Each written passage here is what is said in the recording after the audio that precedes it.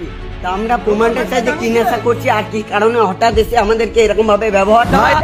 ভালো বলছে, সেই ছবি দেখছেন আমাদের দীপ ভাইকে পুলিশ কেন ধরে নিয়ে গেল? দীপ ভাইয়ের কি দোষ আছে না নেই?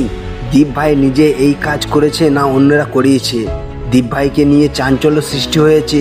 দীপ ভাই এখন কোথায় আছে, কিভাবে আছে?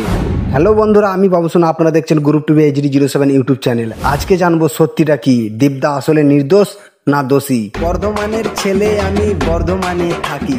দীপ ভাইয়ের দণ্ডি কাটা শেষ হওয়ার পর রাতের অন্ধকারে একটি আশ্রমে বিশ্রাম করার জন্য যায়। সাথে থাকে সেই 4 চাকা গাড়ি, যেই গাড়িটা কিনা সিপি নামে একজন গিফট করে দীপদাকে। দীপের সাথে থাকে আরও 5 জন, কিছুজন দীপের চেনা এবং আর কিছুজন বাইরের ছেলে। রাতের অন্ধকারে আশ্রমে একটি আলো জ্বলে। গ্রামের লোকেদের সন্দেহ হয়, ওখানে গিয়ে দেখে সাথে সাথে একটি রিপোর্টার। দীপের সাথে 5 জনকে আটক করে। রিপোর্টার দীপকে প্রশ্নের পর প্রশ্ন করতে থাকে এবং স্থানীয় পুলিশকে খবর দেওয়া হয়।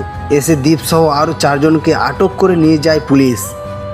রিপোর্টার ভিডিওর মধ্যে বিয়ারের বোতল দেখিয়েছে এবং গাঁজা আছে বলে দাবিও করেছে, কিন্তু বড় কথা ভিডিওর মধ্যে দেখানো হয়নি দীপ ভাইকে বিয়ার খেতে বা গাঁজা খেতে।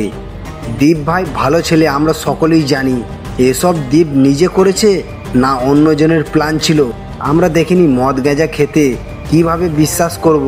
আমরা জানি দীপ ভাইয়ের কোনো দোষ নেই। তোমাদের মনে কি হয়, দীপ ভাই এটা করতে পারে? কমেন্টে জানাও। ভিডিওটা ছড়িয়ে দাও গোটা বিশ্বে এবং জানিয়ে দাও আমরা দীপের সাথে আছি, পাশে আছি, যাতে ওরাও জানতে পারুক। এই ভিডিওটা দেখে এই ভিডিওর মধ্যে সুন্দর একটা কমেন্ট করতে পারুক, দীপদা নির্দোষ, দীপদার পাশে আছি আর থাকবো। হর হর মহাদেব।